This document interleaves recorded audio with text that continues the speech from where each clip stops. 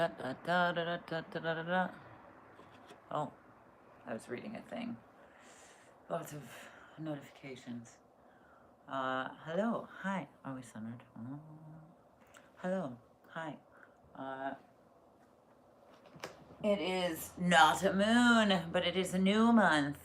Happy February. Congratulations, you made it through January, even though January itself felt like it was 3 months long. Funny how that can happen. Funny how so much fits into such a small amount of space.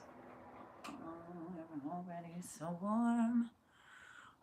So I'm gonna do my best to keep up with the months and doing all signs because that seems to be really relevant and relatable and beneficial.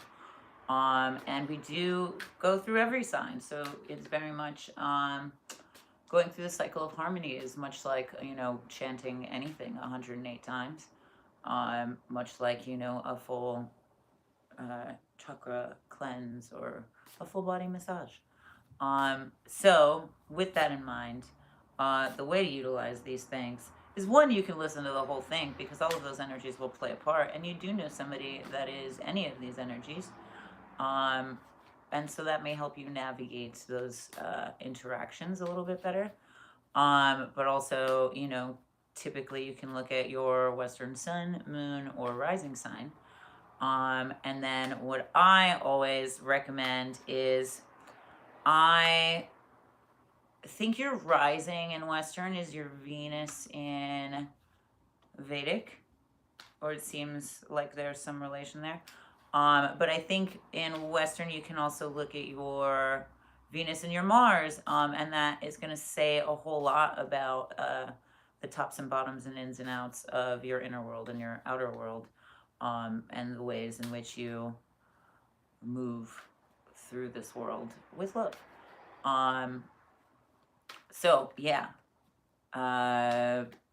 with another way to use this is also, if there's anything with a particular prominence throughout the month, then you can take a look at that sign, like, Jupiter is still kind of stomping around.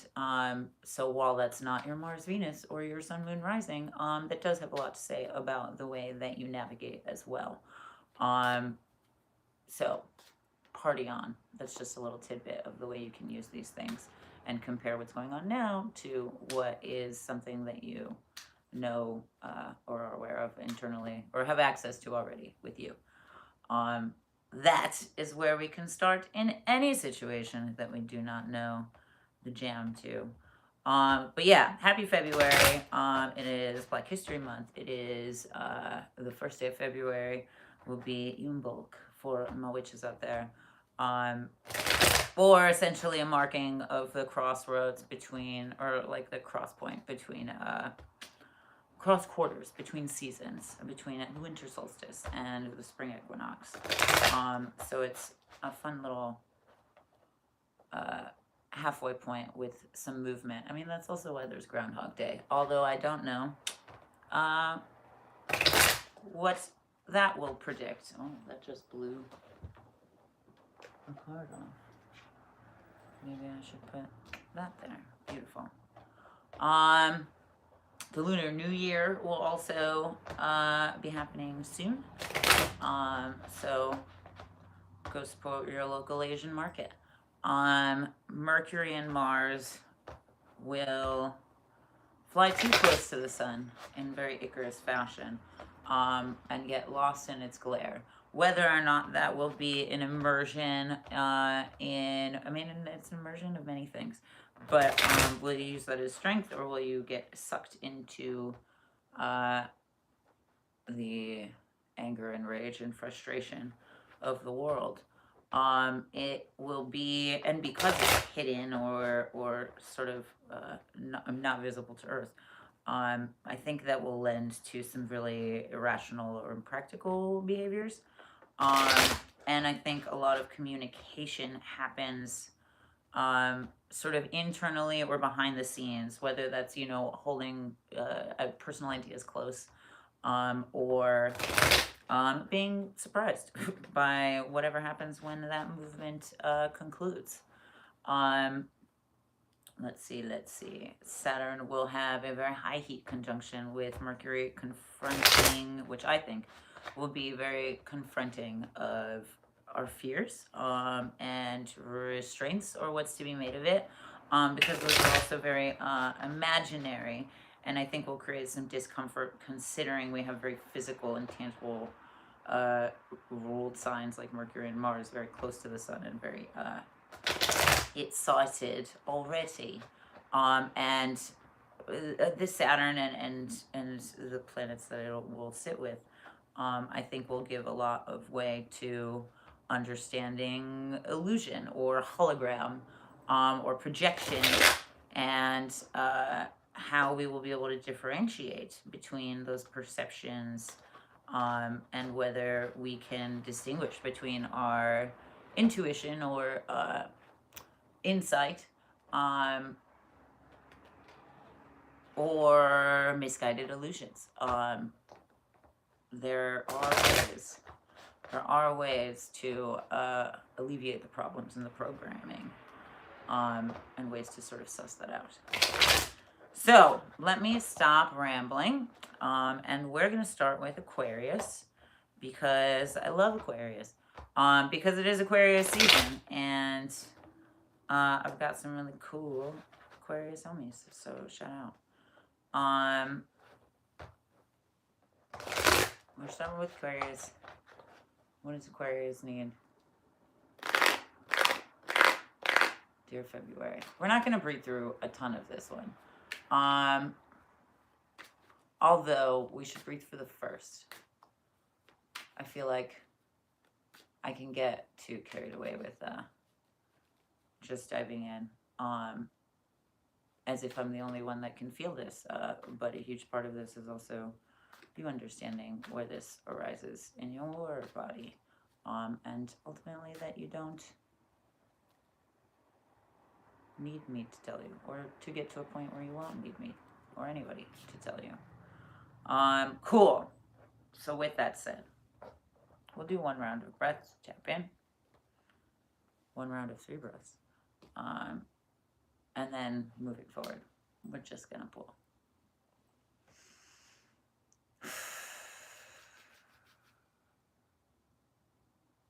Take a deep breath in.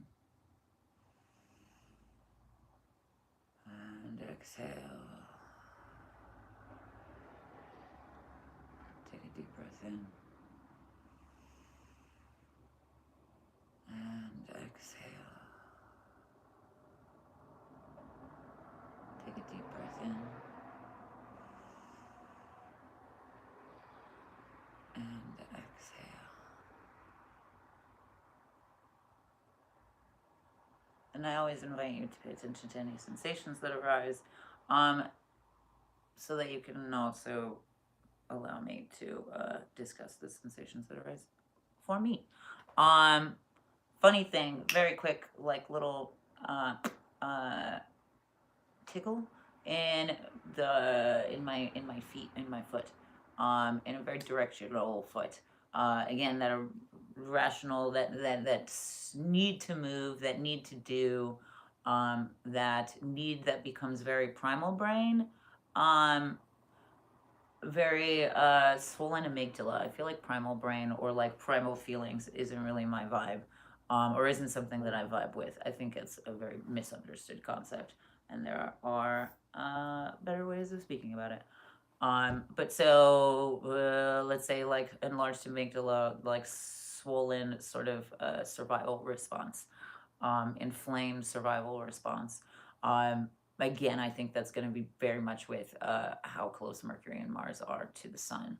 And in our ability to understand that is going to come from other places, is very much going to come from unexpected places, and very intense absorptions. So, I don't know, I'm a twitcher, trembler. Yeah. So let me not ramble too much. Aquarius, what you need, dear? Top and bottom. Let's see. Aquarius, what do you need, dear? I'm going to pull both pictures and numbers for you because we're going to see if I just do all of that for all of them. Why not?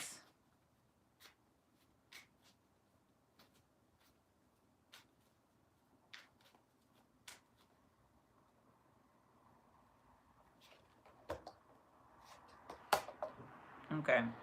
Eight of Pentacles, Six of Cups was the first original. We'll get to the other bit later.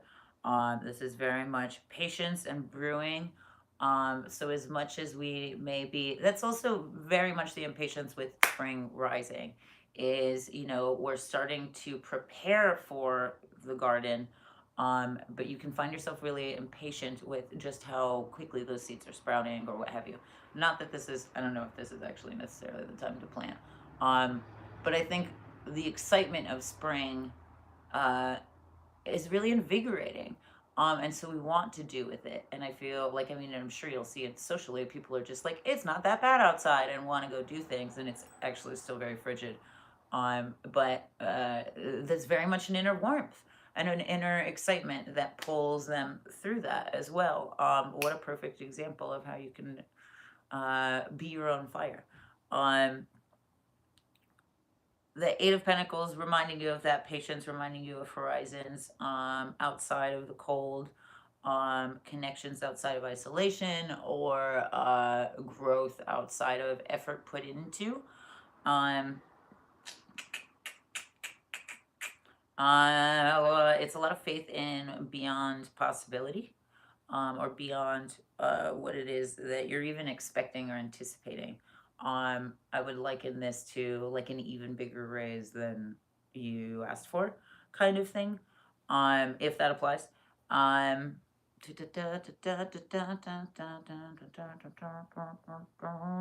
patience also very much comes from grounding. And I think will come from grounding in sensation, and this will come in social ways.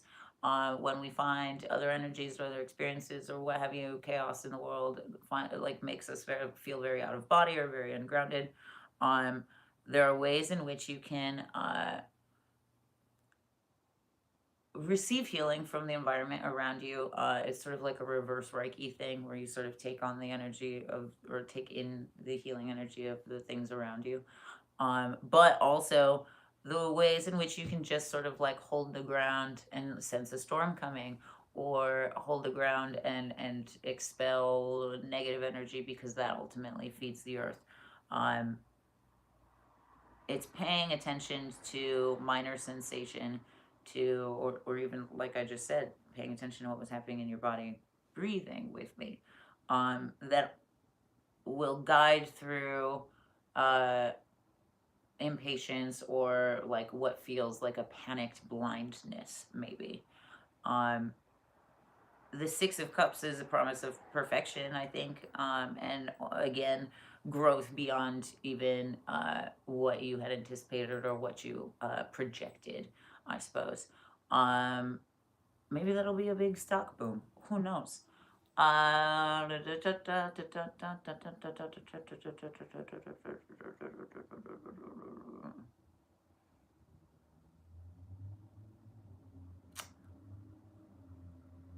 One goes from very much bodily energy to emotional energy, or less tangible, more abstract energy, more of the auric energy field. So where stresses can come in the body, you can investigate the emotion that started it, which ultimately usually is some sort of sense of safety, and failure, or perceived failure, or actually not making as much as you thought or invested or what have you, can actually absolutely trigger even the safest of circumstances into a projected hologram of dire circumstances. So again, going back to the general energy of February, do not get lost in that. You can get lost in your inner world and allow that to project and flourish and move forward. But don't get lost in the other bullshit, or the anticipation or the expectation or the demand of the outside world. Eight of Diamonds, Ace of Hearts. I feel like that's very much reiterated in like the demon of comparison. You can't compare love. You can't compare relationships. You can't compare, like you don't have a favorite kid. You love all your kids. You don't have, or one of my favorite examples,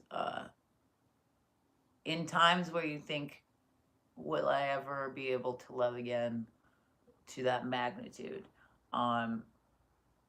Understanding love and relationships as more so not just this one Beauty and the Beast fucking rose, but a mini garden of many different plants that require different things, will grow to various different heights, and bloom in various for different ways. Rather than, like you wouldn't compare a ground covering flower to a vining flower. Those would be nonsensical, apples to oranges kind of thing. And so in those ways, our love continues to grow. And we find ourselves in non-comparison of what was then, what was now, who and what, and all of those things. Maybe that's also just like projection and expectation from other people in comparison, rather than you yourself comparing other relationships.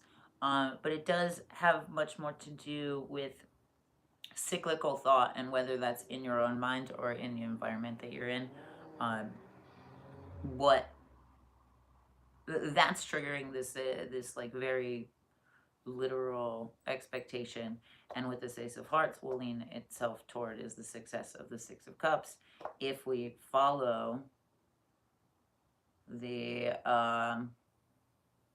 inner glow of creativity, if we follow the root of inspiration, if we follow roots of joy, creativity for the sake of rather than fear of failure. Yeah, party on. Let's see if there's anything else. Da, da, da, da, da. Illogical isn't bad, I will say that. This being for Aquarius specifically, I feel like that shouldn't be so difficult or in the background. But I think with, again, Mercury and Mars flying too close to the sun, the illogical isn't necessarily a bad thing, and practical isn't necessarily a bad thing. Irrational isn't necessarily a bad thing. It depends on where it's applied to. Irrational fears versus, the irrational belief in yourself and success.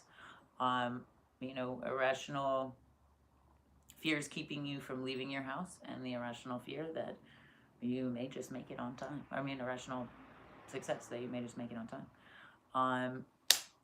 Yeah. Da, da, da, da, da.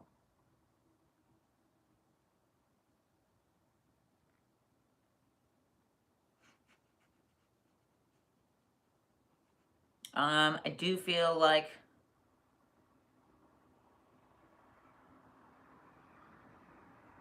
one is a restrained throat chakra or communication or self-expression, like sort of sucking in your tongue, which is a thing, like presentation. It makes you look younger or whatever, but it also tenses all of your speaking muscles, and there's 3 chakras in your mouth. So do we vacuum seal those things for presentation, or do we open our mouths so that we can be heard? This does kind of operate in extremes, and there's always a middle ground, but it's like, you don't have to scream, but you do have to allow yourself to be honest, or allow yourself to communicate openly the way that you want to and the things that you actually desire, rather than restrain and sort of tight butthole your way through the situation. Nobody, I mean, I can't say nobody likes tight butthole, but we don't need one now. Party on, Aquarius. Love ya. Maybe you have a happy February. Pisces, dear Pisces, you are my next in my web. Dear Pisces, what do you need to know for the month of February? Dear Pisces.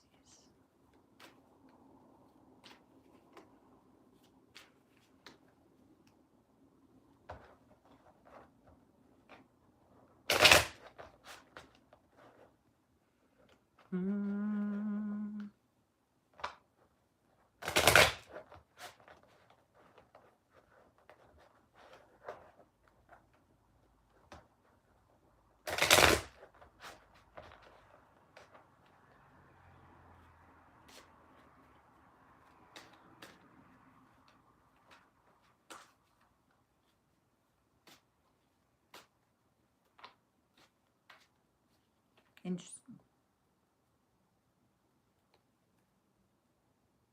Dear Pisces.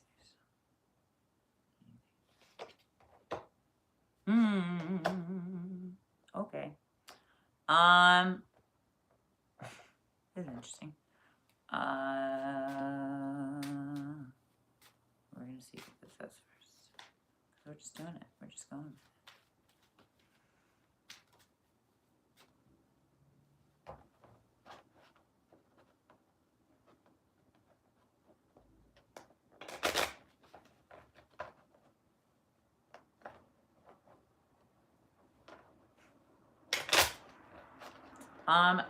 Okay, I'm trying to get this, and there's already a lot to say.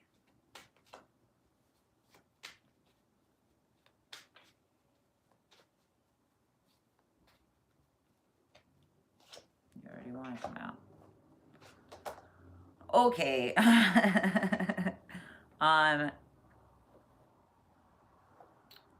Temperance and the Ace of Pentacles.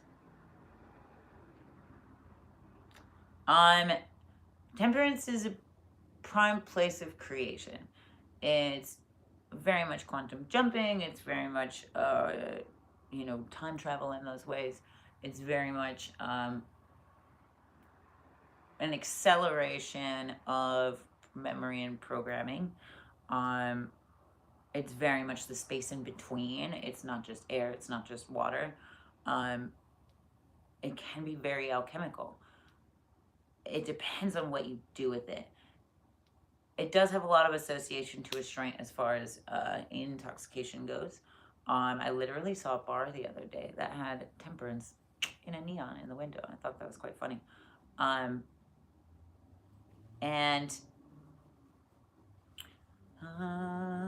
was I saying? But beyond that, it's very much like, how are you balancing the things that you're holding close to you, the things that are important? What are you doing with this information? It's sort of it can be very caught in between decisions, or caught in between options or offering. It can be very indecisive rather than creative, which is very much sort of being in a hall of doors, or a hall of mirrors, but very much like a hall of doors. Like, imagine walking through a hotel you've never been before, and granted, like, every hotel looks the same, but let's just say, for argument's sake, every hallway looks the same, but when it's lined with doors that all look the same, and there's a minor difference, like, you just don't know. It can be very overwhelming. It's a very visceral image as well, which is why there's so many horror movies set in fucking hotels.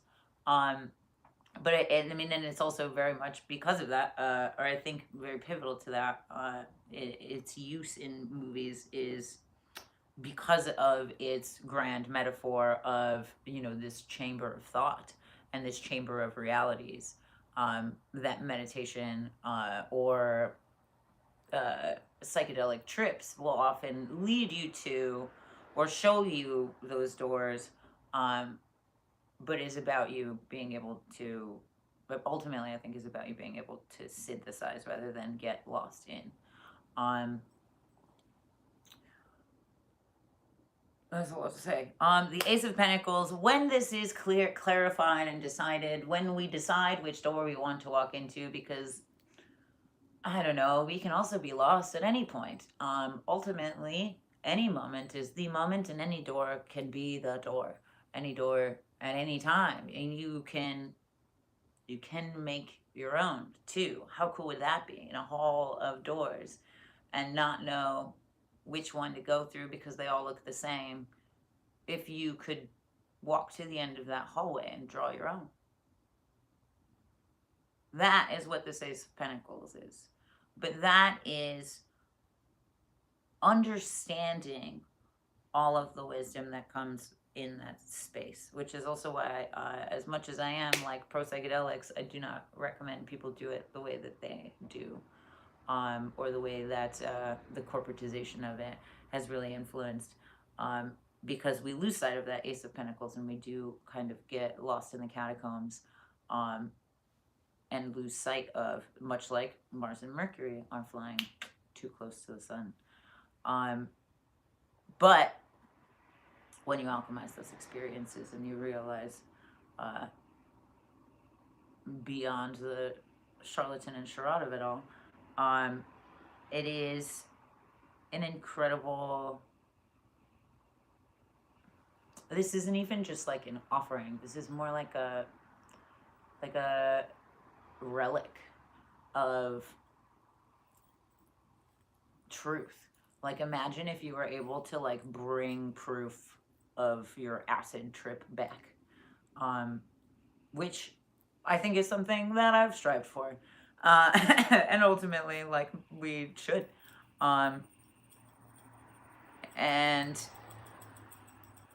that is an incredibly rewarding experience, but isn't going to be found with more. That's why temperance is here. The Nine of Spades and the Seven of Diamonds follows it. And that Nine of Spades is very much like temperance. You're juggling so much. You're taking so much. You're, utilizing, whatever it is, that it's like clutter, or like light hoarding, I guess. I mean, there's a spectrum of that, so that's just the word, that, like, clutter and hoarding. But we can hoard, memories and knickknacks in the same way that we can, hoard toilet paper. We can get lost in the mass of it all. The mass of it all. I don't know. But the Nine of Spades is very much like cutting off those things, or like spitting out that which is lukewarm, that which isn't nourishing, finally seeing the truth of what it is that's being ingested, or what it is that's been dreaming for you, so to speak. The Seven of Diamonds, oh God, this is just such a good card too. Like, the Cheerios look like this third eye boil on it, on this zombie. And I do think, ooh, I didn't actually, I'm really glad I did that. These oranges and these yellows are very specific too. Whilst yellow is a very chipper and confidence chakra color, I think the orange is an egoic inflammation and sort of like toxifying of it, like spoiled, like putrid, and that is because of what this character's eating. And so in order to get back to that like peaceful state, yellow, and sort of check the ego, they have to spit out, because now they can see what it is that is not helping them. The Seven of Diamonds is asking in place of this offering.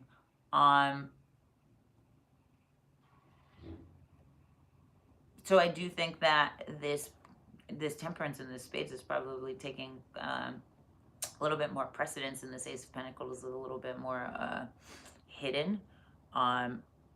I think if the Seven of Diamonds is asking for this Ace of Pentacles, if this character essentially is like, I need this offering, and failing to recognize that they have their own, that's the problem. But now we know, which is a bright thing, which is a good thing. And it comes from, this is funny, there's a lot of yellows here. It comes from these wings on Temperance. It comes from this yellow shirt on this Nine of Spades, and this rose on this Ace of Pentacles. It comes from the things that actually shelter us, the things that actually adorn us, are not the ways in which we present them to the world. I'm likening that to the ways in which people like step into something that's really good for them, and then like it becomes their whole personality, you know.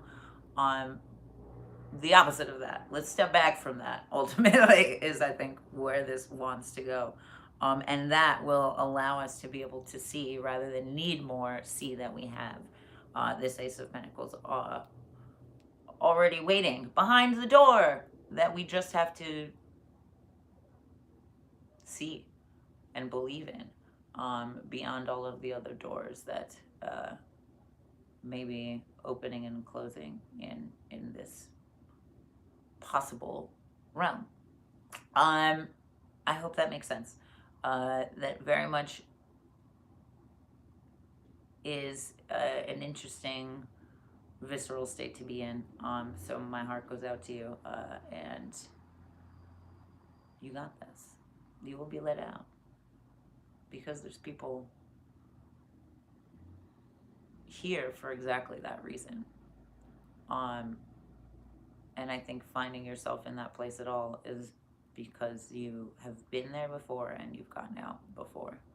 So you just have to remember, and talk to people who are also trying to remember.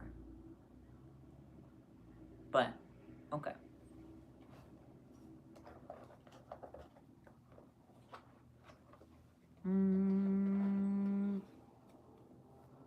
Oh, Pisces.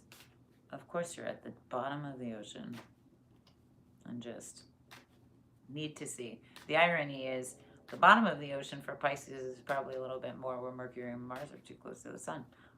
Those two things, as opposite as they seem, are wildly related, and sort of like understanding the enemy,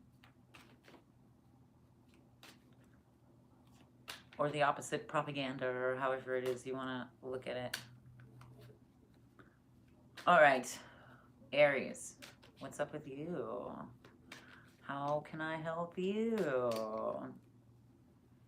What's going on, dear? Let's see. Let's see.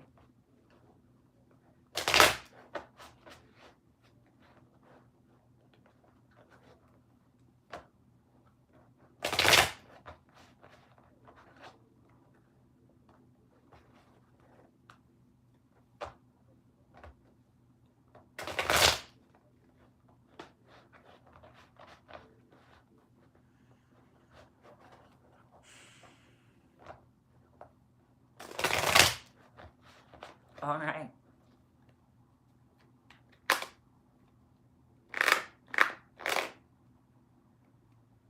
All right, Aries. All right. We have the Sun and the High Priestess.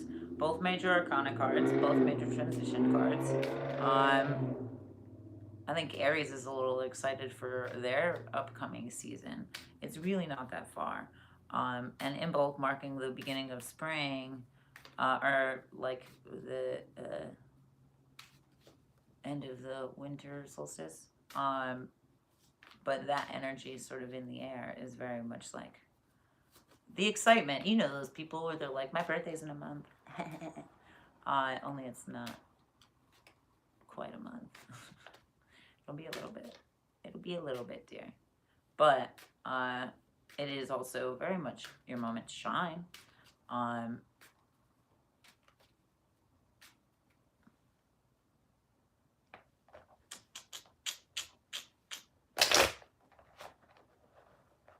Let's see, what does the number say?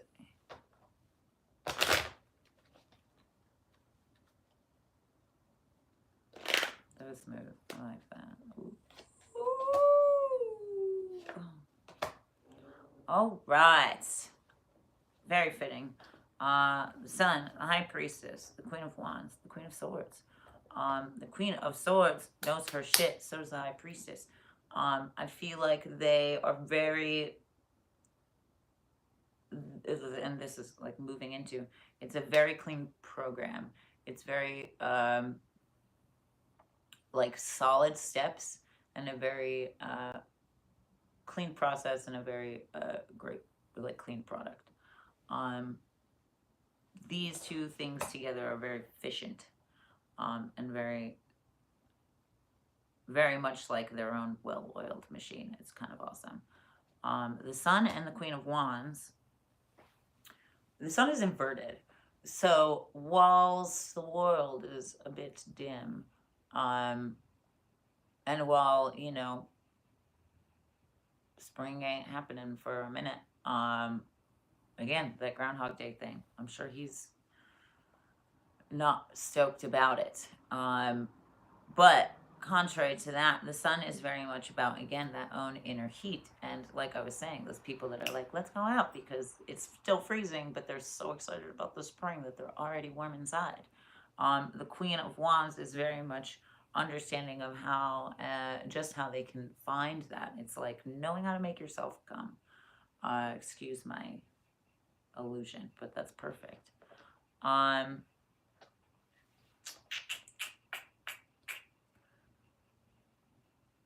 There's a very Gemini nature in this card with these like twins in this reflection. So whether that's taken literally or not, it is leading to, this High Priestess will lead into a synthesis of ideas or a synthesis of understandings.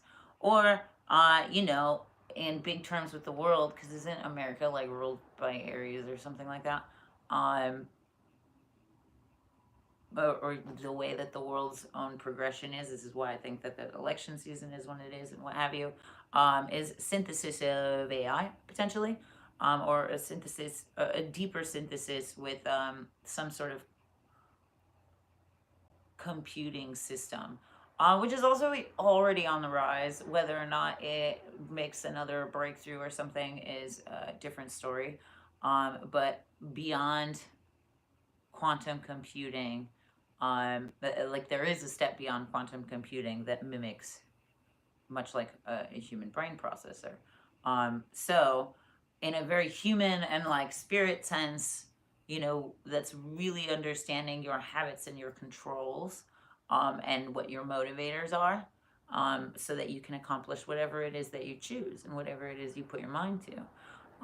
But again, in the outside world, I think that might have a little bit more to do with the synthesis of technology. And with the meditation card that just kind of like seals the deal on a theory of mine. But let's focus on you, Aries. This is very much your own inner world and your own greatest strength, and your own very much sense of grounding.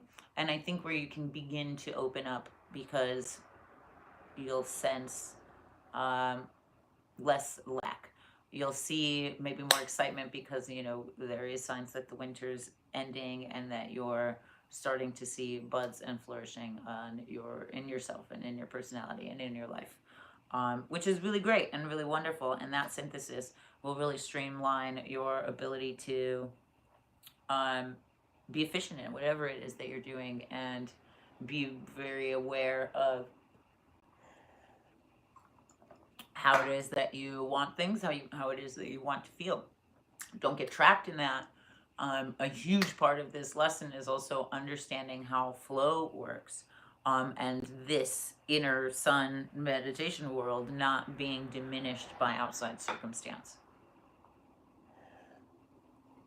So hold on to that. Keep that in your back pocket. My dear Taurus, my next. How are you doing this fine February?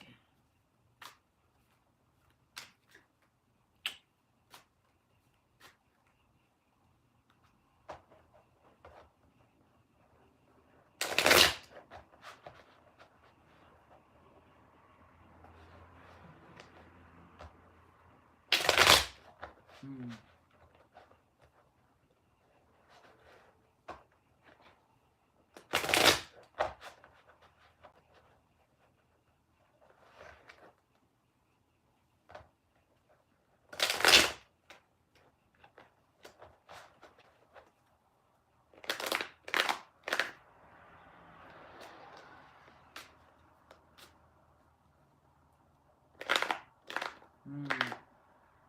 I feel like you're feeling some type of way, maybe a little bit more.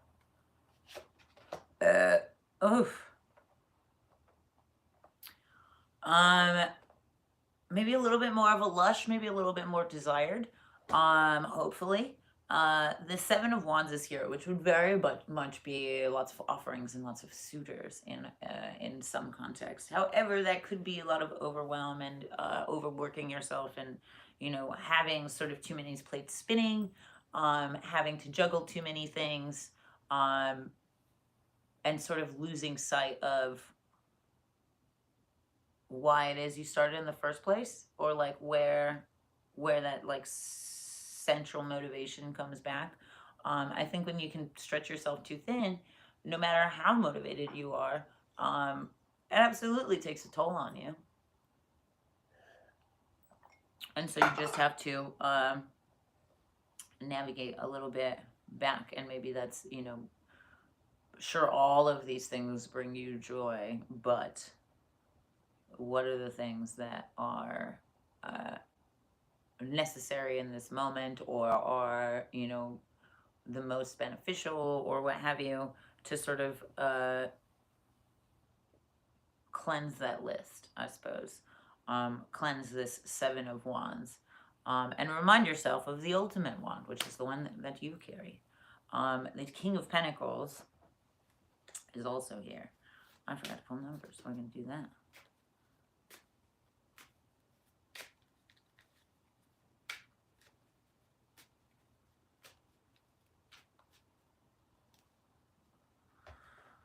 The King of Pentacles is also here, which is less idea and more product, like less process, more product. I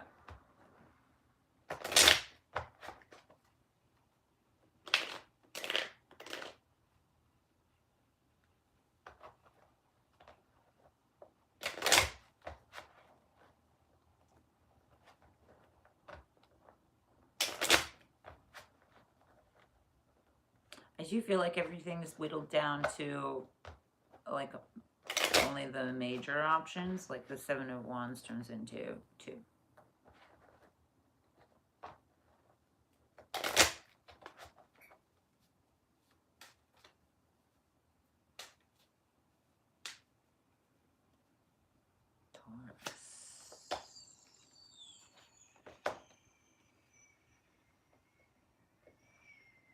Okay.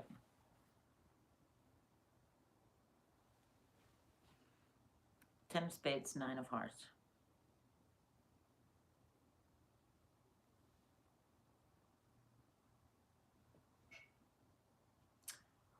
I feel like an easy way to say this is the Seven of Wands can boil down to, or can be satiated by reminding yourself, like stop and smell the roses.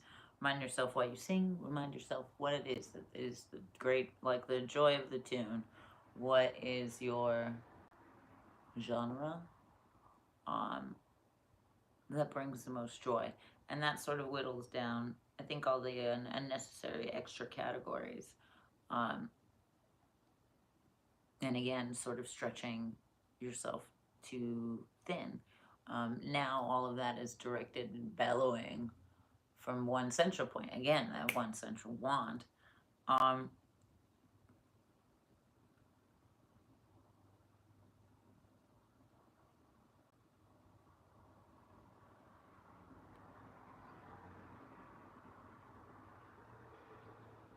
This Nine of Hearts, investigating into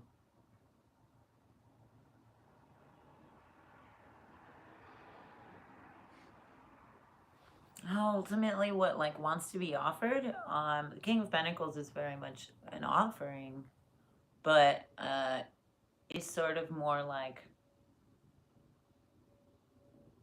close quarters, like an invite inside.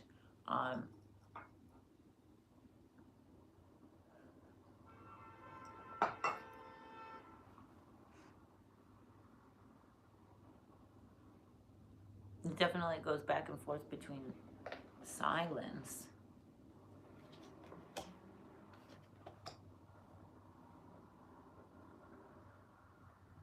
Yeah.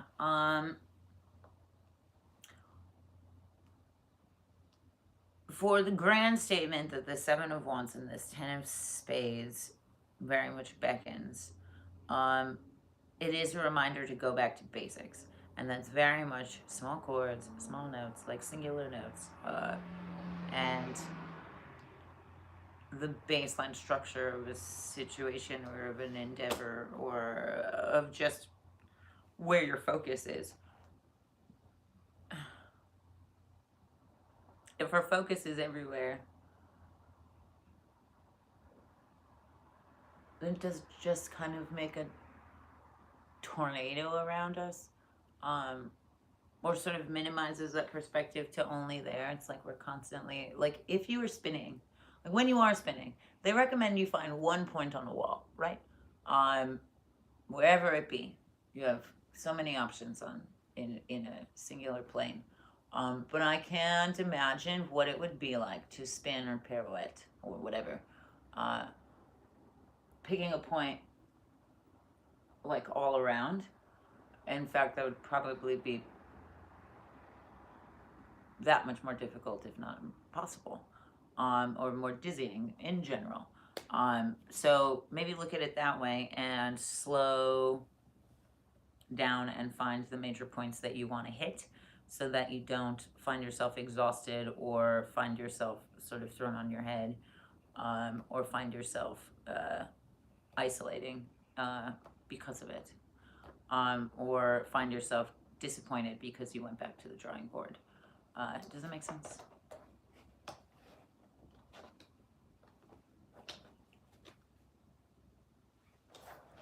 Party on, Taurus. You rock. Be kind to yourself. Gemini. Gemini, Gemini, Gemini.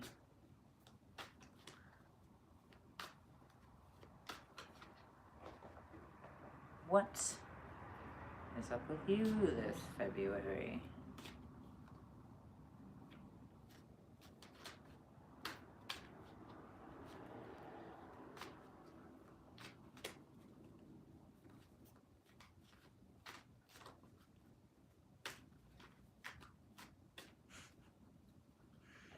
Okay.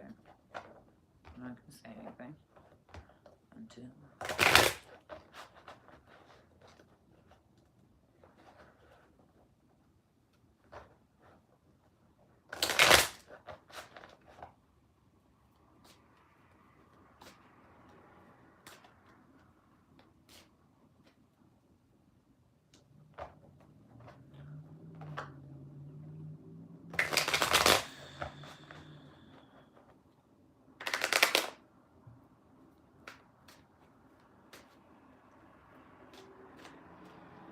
All right, Gemini, what say you for February? What need you for February? Interesting. Very interesting. Ten of Pentacles and the Two of Pentacles. It's all great things. I you would see I was like holding myself back from little chuckles there. Just because energy was a little everywhere, but that's really excited. And I feel like really packed a punch to it. So where is it that you are going, Gemini? With this Two of Pentacles. It's very much, again, a synthesis, I think, of ideas, or synthesis of superpower.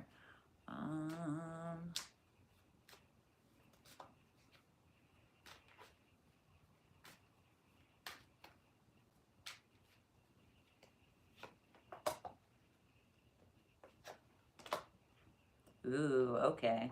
Are you doing some cleansing, Gemini? Ten of Pentacles, Eight of Swords. So, while I feel like there is much, maybe this is a time where you're more excited to give back, or finding yourself more excited about your surroundings, or, all that's entailing. Finding yourself more invigorated by the in-betweens of these goals, or like very literally like enjoying your walk from home to work. It's not about point A, it's not about point B, but we're enjoying the walk there. We're enjoying what's getting us there, because we have, places to go, people to see, things to do, and upkeep to be had.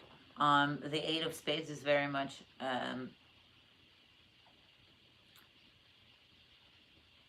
also understanding, I think, maybe when to say no. While it is very fun to have a yes and kind of night, like this Ten of Pentacles, I think the Ace of Spades is a reminder that no is okay, and that no is necessary sometimes, and that not everything is for you or meant for you. Sometimes things don't need to be assimilated or like absorbed into. But I think with that, and with the work of this Eight of Spades, or like an Eight of Swords, with the work that entails, this Two of Pentacles is an identifiable synthesis where we're not lost in the smorgasbord of many and much. And we are able to understand very definitively what it is that serves us and what doesn't, what it is that fulfills us and what doesn't, what it is that we strive for and what we will accept and what we will not. Perhaps this is like stepping out of, stepping out of an experimental phase, where you're just like, I'm not going to judge anything. I'm just going to, try everything once. And then now you're starting to realize, like, I don't actually like that flavor. I don't actually like, the way these two things pair. And then sort of finding your, like, ultimate pair, which is really rad. And I think we'll have a very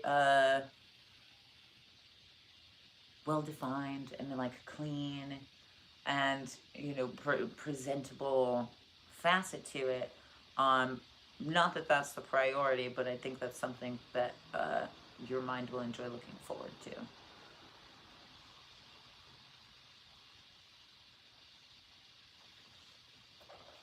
We'll leave it there.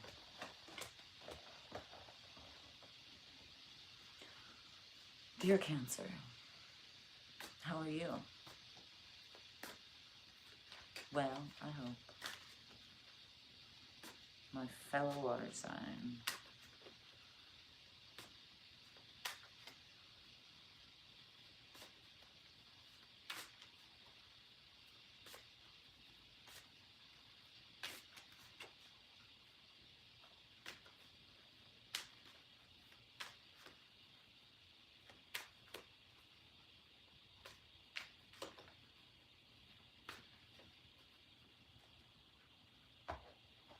Oh, Cancer.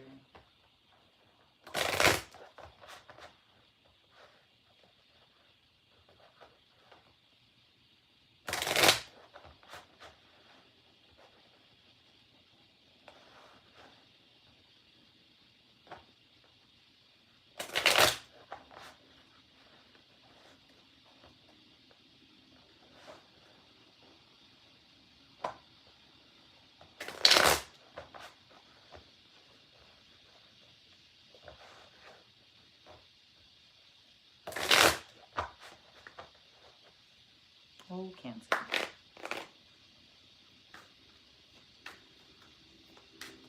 What can I tell you?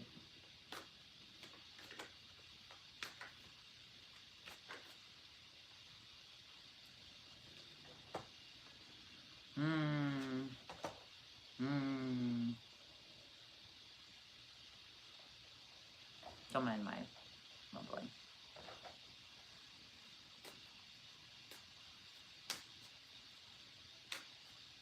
Both are inverted, so this is a lot of inner world stuff. This is a lot of boiling on inside of you, I suppose. I'm going to pull some numbers so I can just ramble on at once.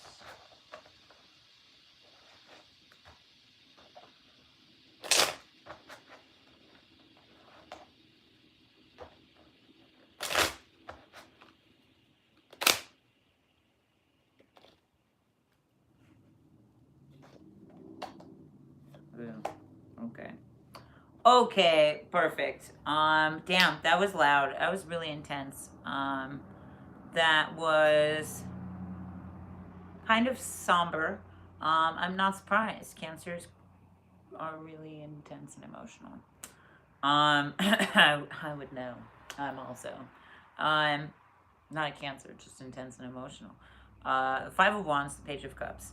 Five of Wands accompanied by the Three of Hearts and the Nine of Diamonds, and the Page of Cups accompanied by the Nine of Diamonds. Oh, Cancer. Feeling very restricted, are we? Feeling very bound. Very, maybe, claustrophobic in the world. Or just in your own body, perhaps.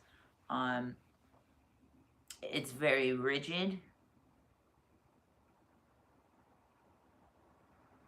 And I think these are, the things that are holding this down are not outside sources. The things that are holding us down, I mean, it can be.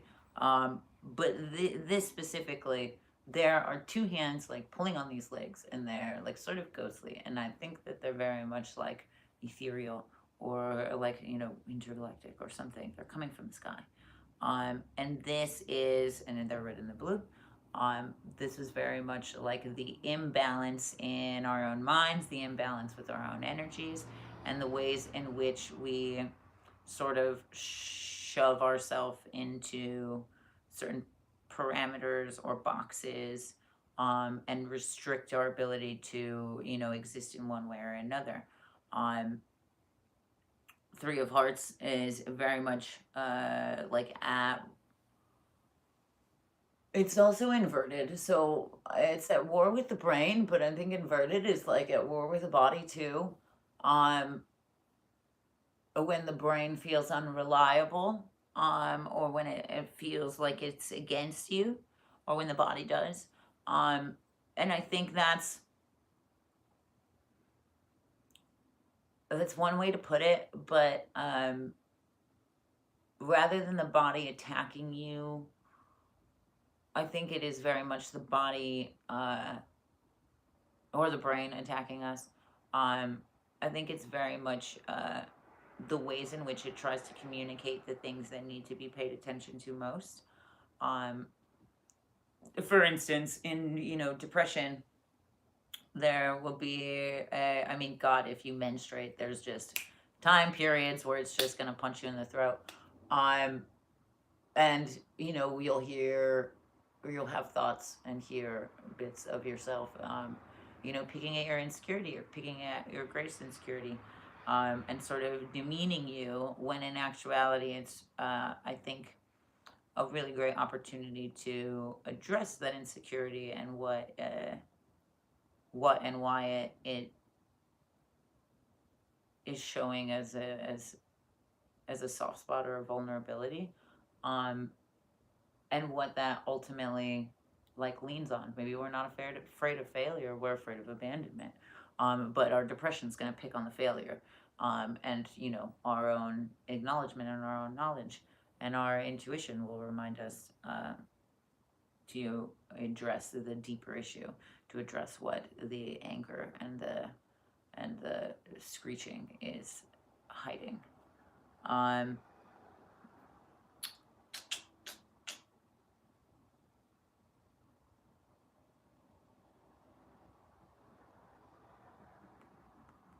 Three of Hearts.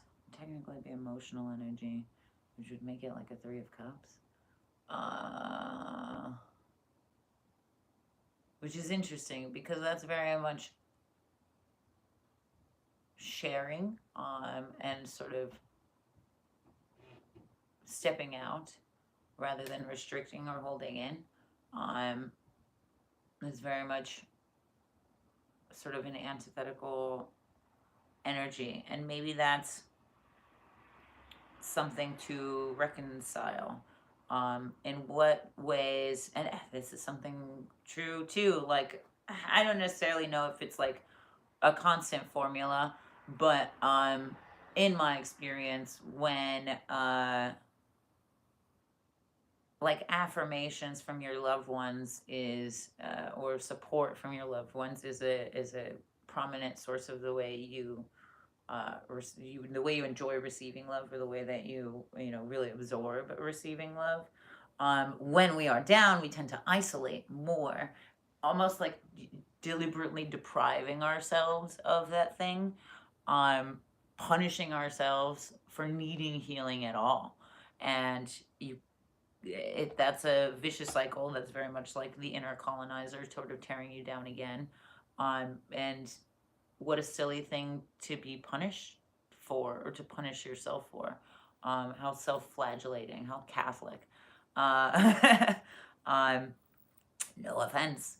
But I hope that makes it a little bit more clear, that, and hearing it like that sort of picks apart the sense that your brain has made of it, or the sense that your body has made of it, so that you can discover just how irrational, impractical, and illogical it is in a way that is not beneficial. Perhaps to you it feels impractical and illogical and irrational to see the opposite, and to see yourself as worthwhile or worthy, or a blessing of any type. And perhaps that is the sort of irrational possibility that ought to be entertained instead, because we're still entertaining those possibilities, just not in ways that are serving us, which is the interesting stubbornness of the world as it is. The Page of Cups is still inverted, and I think that is because, though we have our feelings back, we're understanding how to deal with such a high influx of them, or with such an intensity of them, par Cancer's course. And this Nine of Diamonds is very much a sort of jingle or reminder of, and I often say this, of gratitude. There's really just not a better way to say it even now. The gratitude that you can have for just how intensely emotional you are, is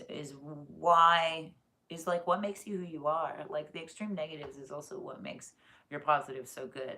And I think this is an incredible stark transition. And for wherever this Five of Wands and this Three of Hearts is, this Page of Wands is on a much brighter side, even if it doesn't necessarily understand it yet. Even if this character doesn't necessarily understand it yet. And so this Nine of Diamonds is, I think, being excited about the ability to play, and being grateful for the experience, and excited about the unknown, rather than it being like, I'm so grateful I can feel kind of thing. For us suspended in all of this unsureness and pain, the Page of Cups, even turned on its head, still is held by the earth, and still is very grounded in that. So I hope that serves as a pleasurable reminder in these difficult, tight spaces. But as tight of a space as it is, there's a great change. It's a very almost like just hopping the fence. You know how like gangways are real like tight spaces, but you just hop the fence and you're in a whole new yard. It's pretty cool. It's pretty cool. I hope the best for you, Cancer. Only the best. Only. Alright, so Leo. Leo, my love. The love, the light of all time.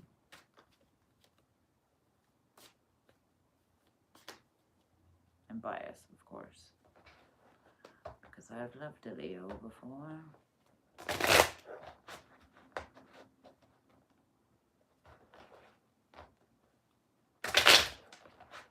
Ooh, how exciting.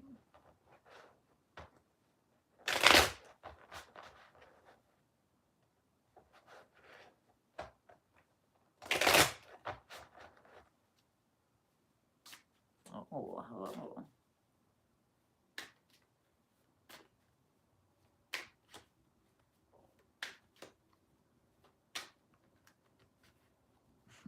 All right, Leo. All right. All right. All right. Oh. Oh. Oh. Oh. Okay. You've got a lot of energy. You got a lot of ideas. You can't wait to let them out. All right. You are your own propeller to success, and I love that. You are also, as is, a destination, where the place to be. Like X marks the spot in a lot of ways. And again, if perception challenges that momentum, oof, please don't. Because if you are feeling anything like I just felt, shuffling for you, then you can only go places. You can only go far.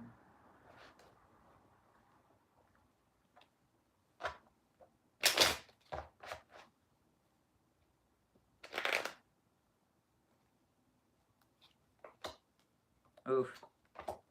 But be careful. Funny. This is not exact. This is similar but opposite. Wheel of Fortune, Nine of Wands inverted. All of that energy, all of that excitement is like, go, go, go, go, go. And I'm so excited and I'm so happy for you. And I can just feel that you've got ideas and inspiration and you are just like ready to fucking roar. I absolutely love that. However, this Nine of Wands is also inverted. Let's not let our intensity or all of this excitement like lead us to get carried away. Let's not get like so excited with the parade that we end up in mob mentality.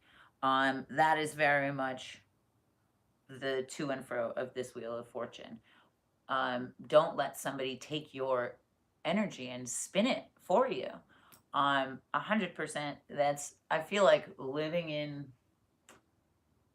the modern world, other things are constantly trying to spin it for you. But you're fucking Leo. No, you cannot. You follow your heart beyond anything. Don't be the cowardly lion. And if you feel like the cowardly lion, and that's what this spinning is, this Wheel of Fortune is just kind of running amok, then find your heart. Then find your Ace of Hearts and find what inspires and what fuels you and what you'll fight for. What brings you happiness? What brings you joy? What brings you love? What brings you inspiration to continue to be sustainable for you yourself? It can't be, just money. It can't be just pride. It can't be just recognition. It really can't. Because if it is, then that's this Nine of Wands getting fucking flipped on its ass. And it being an intensity that is sort of taken over on it. And sort of, I think, poorly directs the energy so that it feels explosive in the wrong places or in the wrong spots. Wrong places, that's a better way. The Nine of Diamonds is here again, and inverted. So, I know I had said something earlier with somebody else about like being prepared to be fluid as well. And that being a really structured efficient program also means that you can be given issues and problems and still be able to process through them, and process in spite of them, or fix them, or whatever it is in programming lingo. This is very much that too, and I think if you are not malleable to these stark changes and what have you, and if you are not clearly defined on your own, on what your Ace of Hearts is, on what your, you know, goals and who you are and what your voice is, then that leads you in a very tight place of feeling like you have nothing to be grateful for, feeling like you have nothing, like you stand nothing to gain, but you have everything to lose, or like you've lost everything even, which isn't obviously where I want to, but is very much the momentum of the momentum of where the world wants us is always less than. So find where it is that you want to be and give yourself wholeheartedly to that, and let that be the momentum that carries you. And sort of like, and maybe the challenge here is overcoming a fear of loving and being loved, or overcoming a fear of seeing and being seen, or hearing and being heard. However that manifests for you, don't wait to take control and take your power back.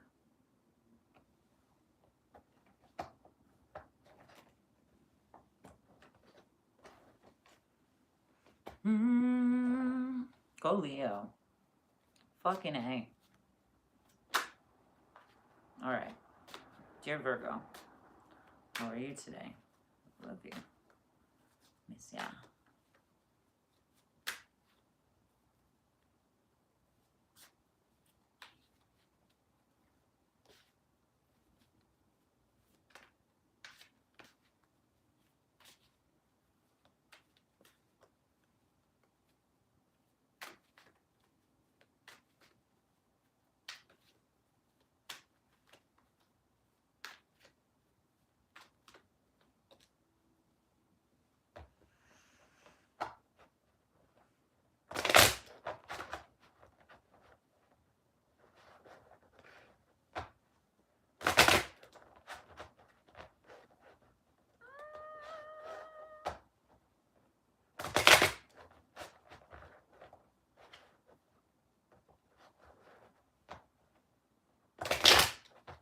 Back in a punch.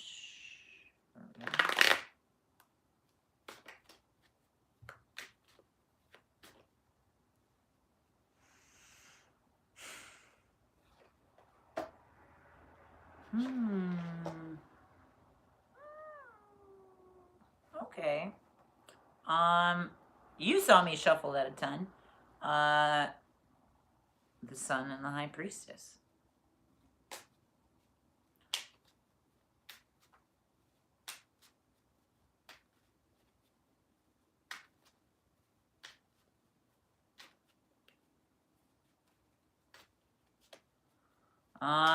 There's definitely a different aspect of you illuminated. I think perhaps a surprising, unexpected or aspect of you, a dreamlike aspect of you that's finally being illuminated. Dreams coming true, for instance, leading to new confidence with this High Priestess, or new forms of union within that. Maybe that's you know, changing goals, changing jobs, changing what have you, or picking up a new thing so that you can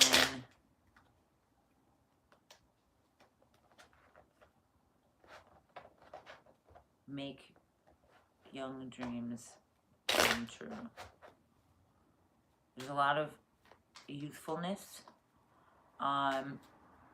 which is interesting because the High Priestess is not necessarily that. Timeless, for sure, but there's wisdom, which insinuates age. but timeless. I think if anything, the High Priestess ought to be timeless and exists in all directions.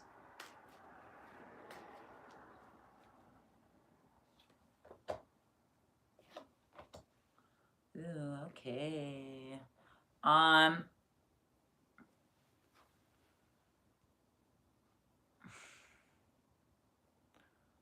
For all of the tight spaces that everybody else was in, I feel like this is a bit more of a big gap. And it's not necessarily that it's a void or what have you, but it is like old soul, and that can feel kind of out of body, but ultimately more space to be had, more space to take up is a big thing. The Nine of Wands that also follows this with the Sun and Sun inverted is very much inner joys, inner songs, inner light, you know, inner passions. That's like singing from your diaphragm, but it's very much playfulness. For as strict, I guess, for as like strict and like the High Priestess is very much Snape, right? And the Sun is very much like a freshman, or you know, like this is very like senior versus freshman. You all within you. So like, don't let your more mature self dim your shine for sake of responsibility. You can still be an adult and have fun, and still be responsible and have fun. You can still have structure and make room for laughter and mess and silly things like that. You know, it's like baking with your friends. It doesn't have to be so rigid. And I think that may be something interesting to step into, and may because it'll feel like a wide step, will bring some discomfort. But ultimately, these two things already exist within you, and I don't think that the High Priestess would be such a sure step if it were not something that already existed. Just something that needs to be understood, valued, you know, recognize the inner workings of you, and that strength also made this sunshine brighter. So it's not going to ask you to sacrifice it either, even if it does feel like it. The High Priestess would never ask to sacrifice the Sun for, you know, sake of order. But it may feel like that in this gap, in that void. There's a lot of room for interpretation. And again, you know, like I said, with, you know, fucking Mercury and Mars getting lost in the glare of the Sun, don't lose sight of your glare, and don't lose sight that you will be plenty prepared for any surprises. Party.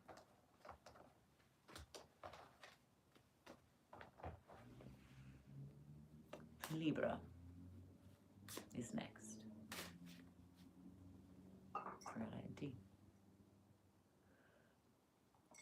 My dear Libra, we've only got a few left. Let's see. Libra, Scorpio, Sag, Cap. Got it. Libra. Libra, Libra, Libra. My dear balancing scales. My dear strange creative wonders. How are you? What do you need?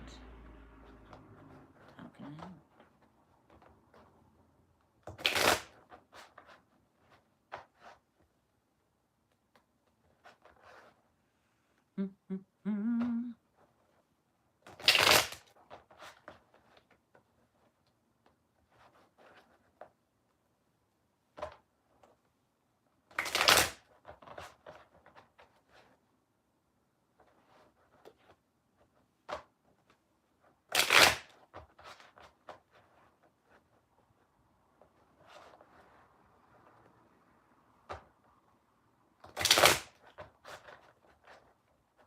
Okay. Libra, Libra, Libra. Libra, Libra, Libra. How are you? What do you need? How can I help?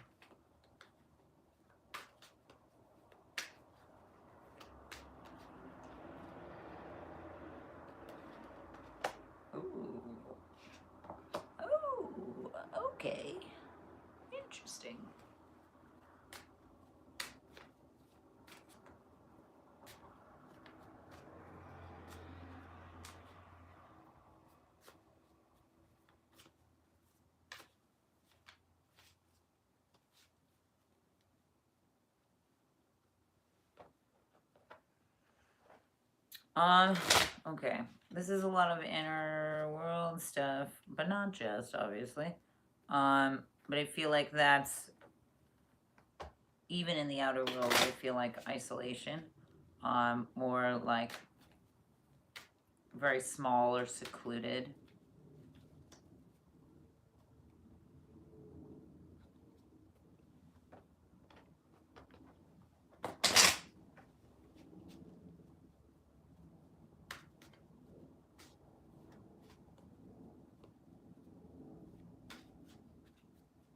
Libra, Libra, Libra. Oh, okay. Okay. Ten of Swords and a Four of Swords. It is very much whispers on the wind. It's very much your mental space. It's very much airspace. It's very much thought space, creative space. It feels kind of like a void. And maybe this is for literal quality in the face of justice, where we lose hope, and where we start to, assume the gloom, has a great effect on things. If you show up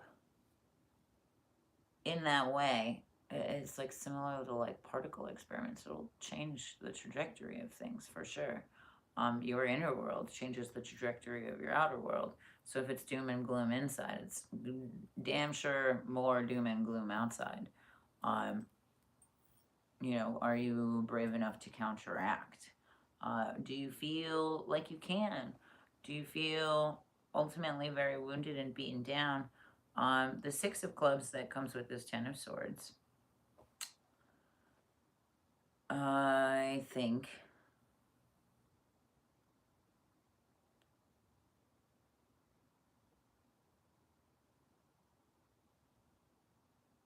has put too much weight into wounds, and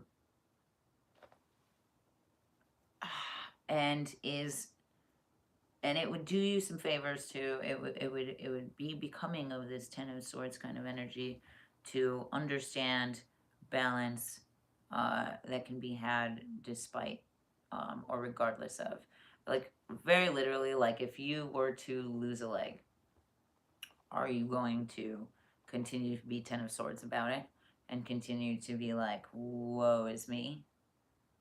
Or are you forced to also figure out how to, and I say, or are you also, because these two things don't necessarily have to be mutually exclusive. I think that's the correct way to say that.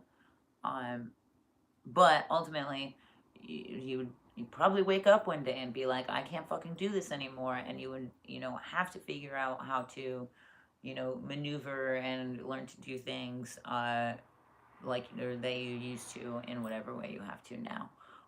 That's very much, I think, this energy. It's an extreme response, but maybe that's literal. Maybe that's less literal. And the ways in which we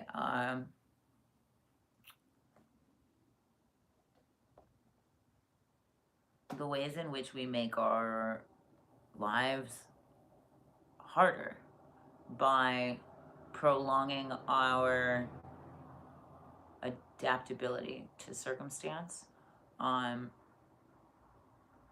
ways in which we wallow and find weight and heaviness instead of find like balance and sort of lightness and airiness, which again dominated by the air, so it exists, it is here. We just have to utilize that energy in a way that isn't adding to our own destruction. How can we be all about balance when we're tipping our own scales to be our own oppressor in a lot of ways, in whatever way that may be. Maybe that's obviously just like a grand metaphor, but that can apply in many situations. How else do we hold ourselves back? This Ten of Swords is very much like, I've been heartbroken, I'm never dating again. And this Six of Wands is maybe the one that makes, you know, that looks in or like downloads a dating app or something. Not that I recommend that. He was reading a newspaper, so I was like, wasn't there ads back in the day? But yeah, that's a maybe more digestible example for some of you. But within that spectrum, this metaphor exists. The Four of Swords that follows this was the Queen of Hearts, and that is, again, sort of out of body, not feeling at home in your body. This is very much like hurting my head to be in this space. So I can only imagine what you are feeling. The Queen of Hearts is very much about immersion in like an emotional awareness. But she's breathing. She's breathing underwater. She's snorkeling in this figure. So there's air there too. But it's an air capacity that's in her realm that ultimately allows for her survival in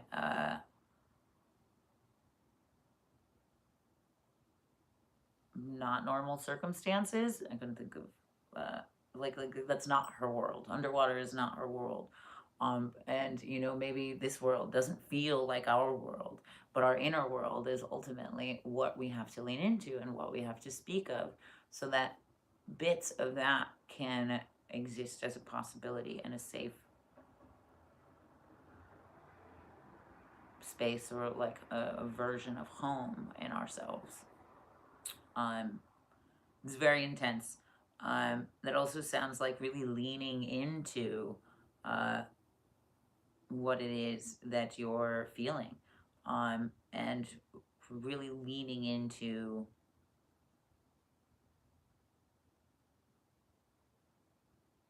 the whys, because that will ultimately reveal, are these things true, or are these things just like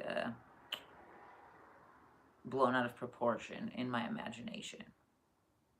Again, with the like, I'll never love again versus like, yes, you will. Again, that garden example that I talked about earlier, because, you know, different plants are different seasons, you know, so just because, you know, this one flower is wilting doesn't mean that there's not other flowers budding as we speak, or, you know, growing and reaching taller than tall, or, you know, whatever it may be. We have to learn to move with love the way we move with the seasons. Which ain't easy either, but we adjust.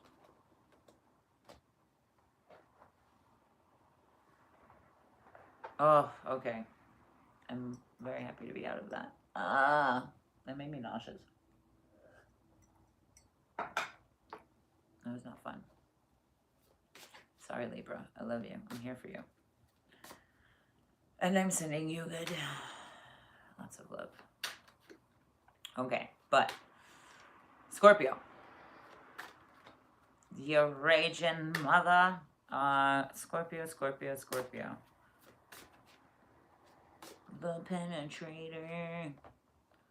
What say you? What need you? How can I help you?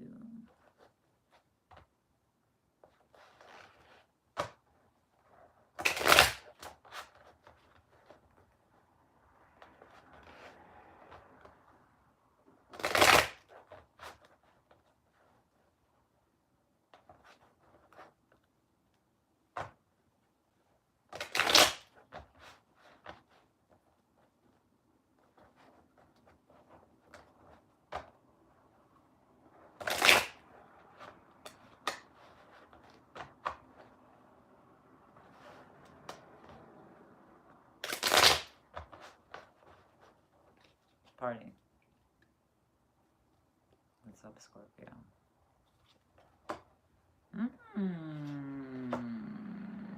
Okay.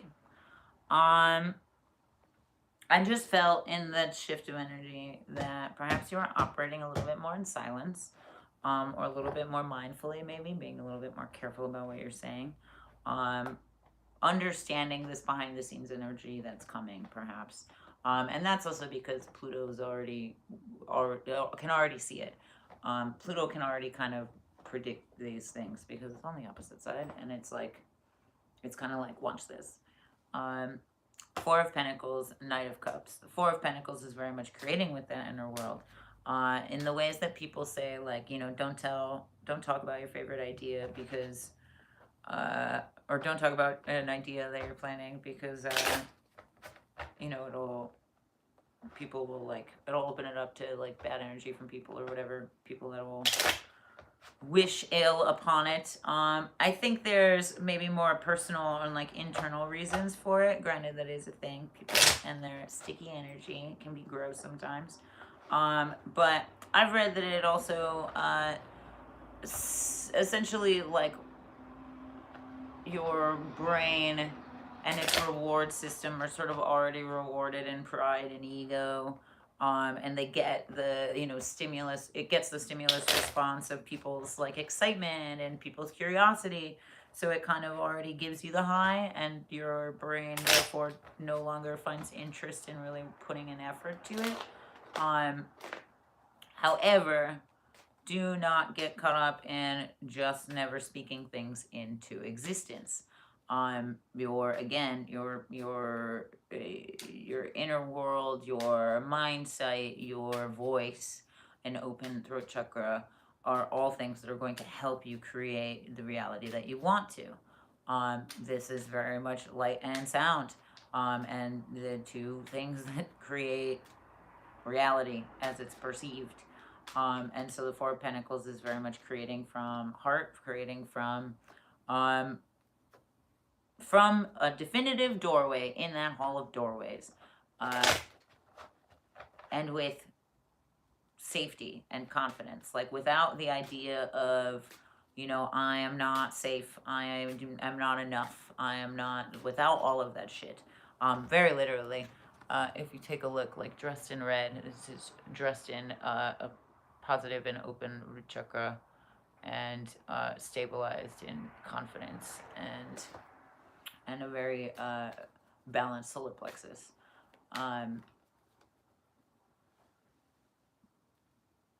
That might have something to do with some more energies as we continue. But where was I? I'm gonna pull numbers and then I'm gonna keep rambling.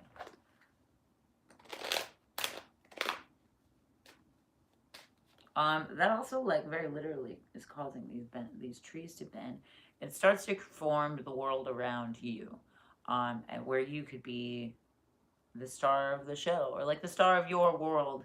God, I don't know where I heard it, but it was like something along the lines of, like, live like you're the star of your own movie, but sometimes, like, you'll have a moment where you realize, like, oh shit, I'm a background character to this person's movie because they're living their fucking purest self. Channel that, rock that, be that, absolutely. Ooh. And it doesn't actually exist extravagantly. It's not necessarily about being loud or being bright or being obvious to be seen or to be heard. That is often said about, you know, the people that shout the loudest aren't necessarily the ones that need to be heard the most, aren't the ones that need to be heard, aren't the ones saying anything necessary to be heard. And the people that shine the brightest often aren't the ones that really believe in that brightness deep down. Often they're using it as a projection or, you know, a paid for glamour, I suppose. And the Four of Wands, I think, reminds us that it's the little things that put together an atmosphere, the free things that can actually put together an atmosphere, rather than, you know, really breaking the bank or breaking yourself to sort of have A, B, C, and D to facilitate an atmosphere, or be able to, feel like you can create this idea, or extend your inner world outside of you, or what have you. It's kind of the difference between, like, do you need to spend an insane amount of money on, a particular brand of incense and, candle, or can you use a dollar store white candle and your own energy to really fill a space, or create anything or conjure anything in those circumstances. Be the kind of person that is not defined by their tools. Like a MacGyver witch. You are no less spiritual or magical because you don't have any crystals, or you don't have a deck, or you don't have whatever. All of that is just like added tools and added things to help you find your way back to the center. Or even for, I guess an art example, I remember somebody saying that it's not about your tools, it's about what you do with them. And it was somebody who was in prison and a fantastic artist, and they did it with like all ballpoint pen. And here we are on the outside world, like, comparing points and graphites and all of these things. Not that they're not helpful or what have you, but at the end of the day, homie wasn't going to be like, I can't draw because I don't have access to, a handful of different tools. I'm going to make the most of what I have. And that is a very powerful place to be, and is really solid groundwork for being able to work toward and be able to see progress in your reality. The Knight of Cups and the Queen of Wands that is here is very much, I think, adding to the finesse of staying quiet and staying calm and staying focused, rather than getting ahead of yourself and revealing too much, or getting ahead of yourself and giving your brain a dose of, I don't really need to work on this anymore.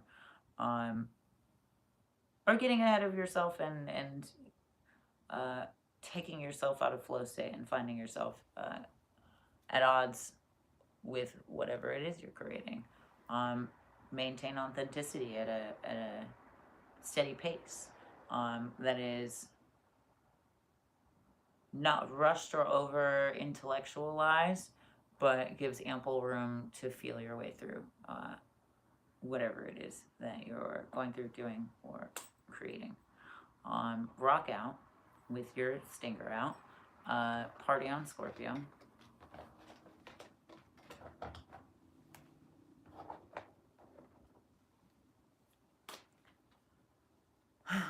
Sagittarius, my dear Saggy Wedgie.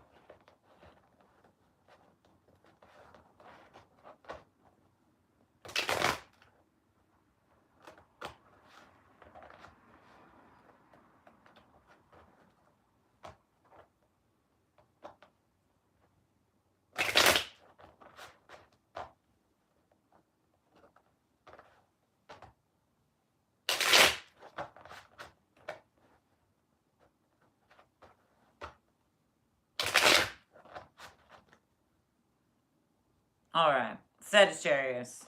Oh, okay. That's unexpected.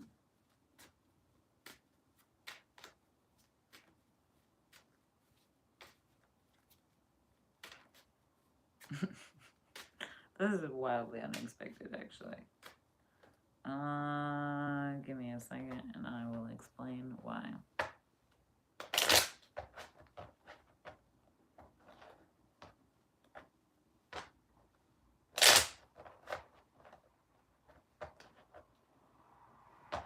You're not even gonna believe it. But, you know what? On a shuffle a certain amount of times so that we have definite possibility that there will be no redos. And it's happened once already. And now we have a 3 and a 4. The Empress and the Emperor.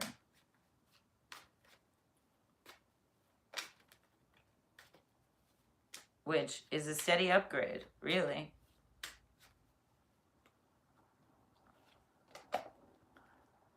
It's a steady, leisurely, happily paced upgrade. Which don't get caught into, or like don't get caught in a cycle of thinking that because you didn't shoot far enough, you did not make your goal. Sometimes we just need to make it to tomorrow. Sometimes we just need a step up. Sometimes we just need to go from bronze to gold, or some silver to bronze. The Empress very literally goes from this sort of like ideation of stars and glow to a physical manufacturing, or not manufacturing, manifestation of them. Maybe manufacturing, don't be that guy, but it's so interesting. Like this Empress is very much like taking in the light, and then the Emperor very much not shields himself from it, but there's been a definite growth. It's very much created a structure and a safe space around him from the elements. So, you know, the idea of when you first find your camping spot to when you like fully set up and you're like, this is the best spot, oh my god, da da da da da. It's very much that kind of change. Like finding a spot and then putting your foot down, or like finding your home and being like, or like maybe you're fucking home shopping, finding the place that you love and being like, yep, absolutely, I am sold. Or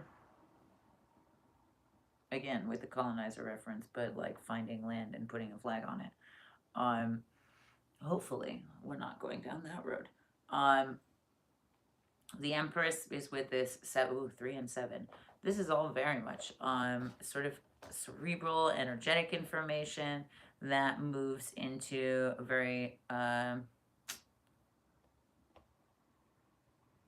tangible reflections in surroundings. I'm not necessarily sure if that'll be tangible rewards in a different scale, because the 9 of Diamonds is inverted, but I think that's very much grateful for progress, understanding of progress, the successes in growth rather than gain. And that is clear as day, understanding like just a step up. And sometimes that's upgrading your mattress. Sometimes that's, you know, getting a 1-bedroom apartment instead of a studio. Sometimes that's whatever it is for you. Be proud of that, acknowledge it, recognize your growth, and allow that to continue to fuel and light your way through any periods of unsureness. And again, with Saturn's high heat and Mercury and Mars too close to the sun, focus on this, and any and all surprises and all of that hidden information will absolutely leave you unbothered and just unfazed, because what you have here is all that you need. It's very Cat Williams. I wonder I wonder if that relates in any way, actually. Go Saggy. Love ya. Party on.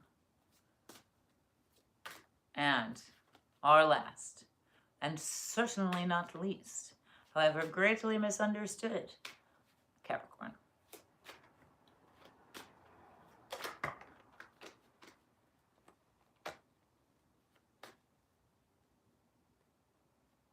We're going to keep it. We're going to keep it because you're special, Cappy. One just flew out, that's all. But it is face down and it is only one, so we wait for surprise.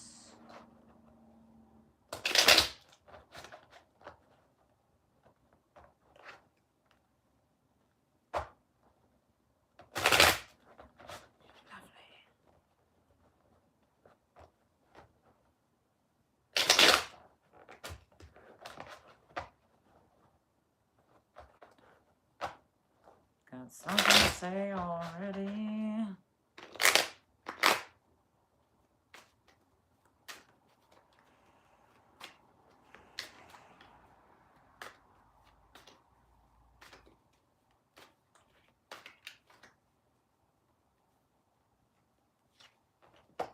Woo!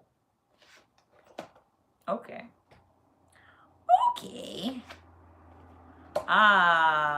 I love this. Capricorns are redefining themselves, and redefining what that means to them, what grounding means to them, what providing means to them, what productivity or production means to them. This isn't even just in like personal Capricorns. I feel like the world is very much redefining what civilization means to them, what civilized means to them, what progress means to them. At least anybody with fucking brain, like archaeologists, or you know, people of the like, ought to be questioning that. I think it's gone on far too long that we have deemed civilization to be based around productivity, and I absolutely disagree. There's many a book written by many a person, black, brown, and otherwise, that continue to host this idea that civilization is defined pretty much predominantly, if not solely, by its ability to produce. And this is very much like industrial revolution, ways in which we've been able to produce more labor, produce mass labor, and therefore create a hierarchical structure around it. I do not think that that is what defines civilization or productivity or progress or any of those things. In fact, I think in modern age, as it stands now, there are still tribes that have lived and are living and speak their language and have, you know, raised children and survived, and they don't check the boxes of our civilized structure, but they have stories that will never die, and they have a language that cannot be taken from them, and they have family that continues to be a strong source of communion and community. And all of those things, I think, make for a really strong bonded civilization. But that is not how we define those things. So I urge you to be curious and redefine those things for yourself, even if you've read many a book about why it's not that way.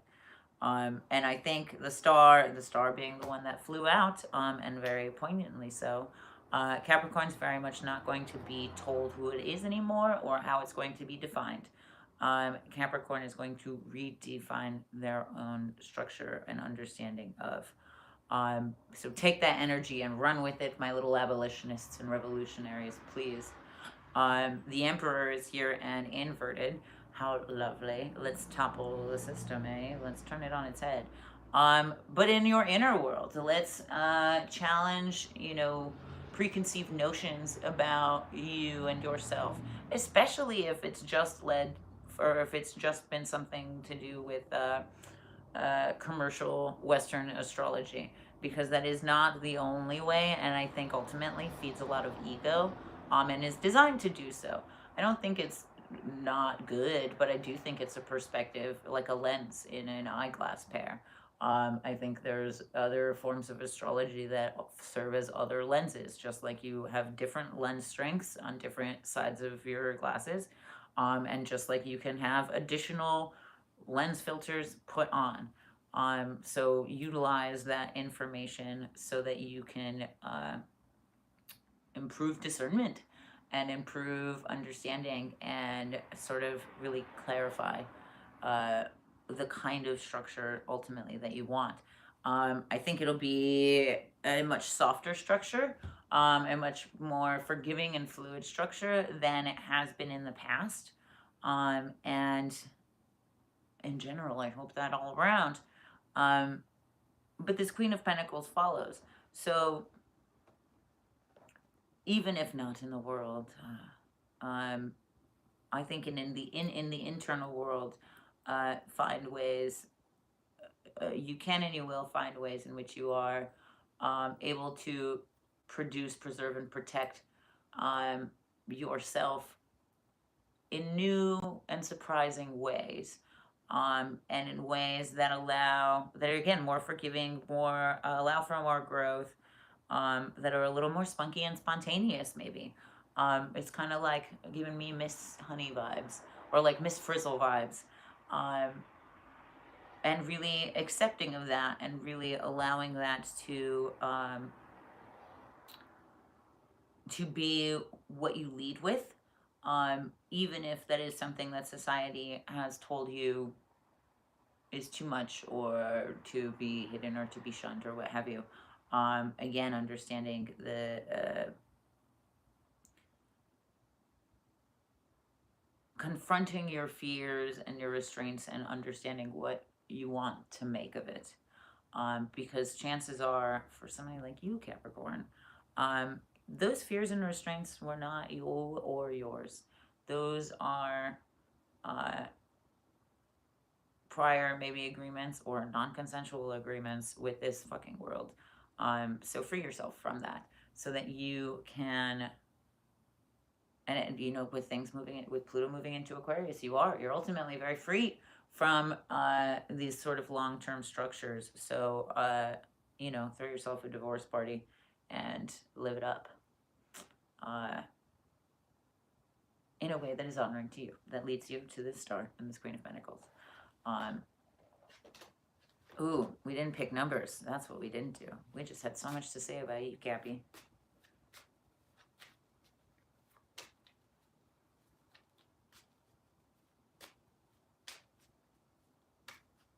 Which honestly is funny. Maybe that's the thing, because you're not worried about numbers, because you don't need to be worried about numbers, because while I think this plays with time, maybe you're not worried about time. Like, again, throw a divorce party and don't rush into the next thing, or into the next, you know, mask or suit you have to wear. Just be you for a while. And let people take in that growth and that grounding, or let them fucking kick rocks.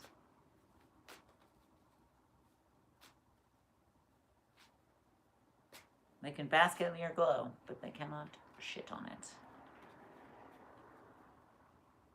Okay.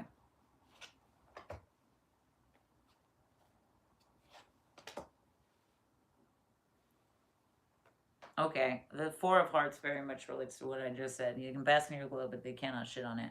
That's very much being aware of who you're connecting with. Are these people that are upholding this previous version of yourself, or are these people that are really excited and allowing of this new perspective?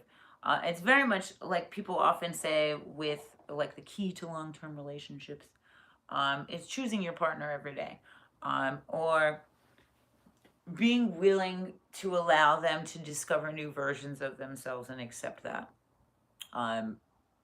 You know, sure, people change and they're like, you're a whole different person. But has that more to do with your fear of change, and your inability to accept this person as they are?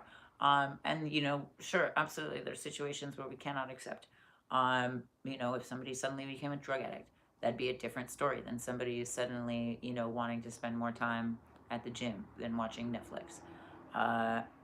Whatever that may be, I think this will be a defining point, and maybe intense as it may be, And why all of these are inverted is kind of like your world feeling like it's turned upside down, and realizing that the people that you thought were closest to you actually don't want this old structure to change and actually really want to uphold it.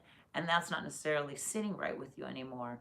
Um, and so you can find yourself wallowing in that broken structure, with nothing to be grateful for, and lost in the game and sort of just like mindlessly pressing buttons. Or you can understand the strength of the star and the reflection that it is, and understand that the more honest and outspoken you are about this new version of yourself and what it is that you want to be defined as, the more that you'll create space and spaces, or similar space, to attract like molecules and attract similar ideas, in which you can communicate, and people will be more excited. People that will be, excited and embracing of change, rather than enabling a broken structure, or a structure that you don't even find peace or joy in anymore, or a structure that doesn't allow you to be seen as you.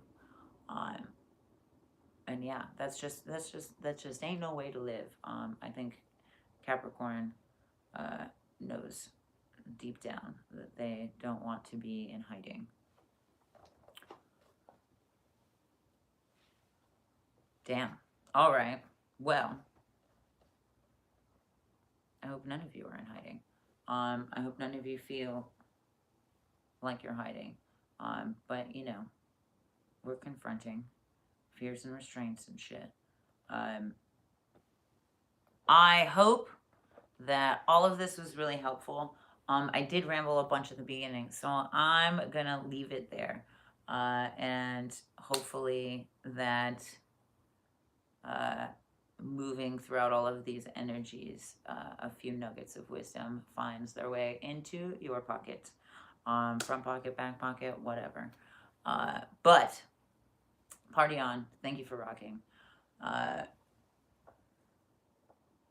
Happy February, Lunar New Year. Let's move through this month with grace and with intention and understanding, and with great understanding of our insight. May we move in February. But for now, enjoy your first day of February. Thank you for checking this out. Thank you for hanging out. Thank you for watching this even when it's not live. And hopefully I will catch you on a live one of these days. But it exists beyond time and space. So anytime and all the time, thank you. Until next time, party on. I hope everything goes as best as they can for you. Adios. Tanatokai.